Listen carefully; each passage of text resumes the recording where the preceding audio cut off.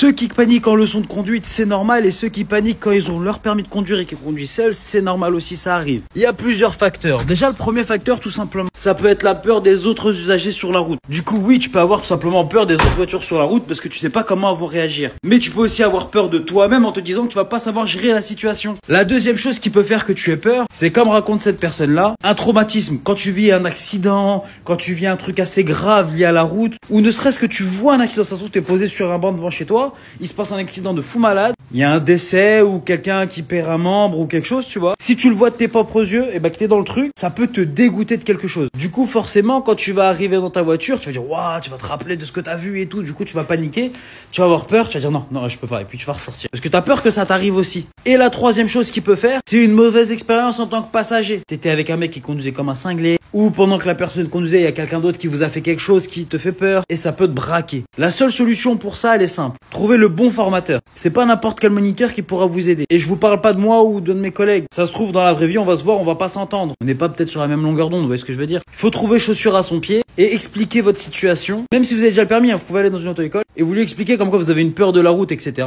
Et que vous aimeriez faire des petites leçons pour perdre cette peur. Du coup, il te fera au début aller un petit peu en campagne et après, il va se rapprocher petit à petit du centre-ville jusqu'à que tu puisses maîtriser ton véhicule et jusqu'à que la peur parte.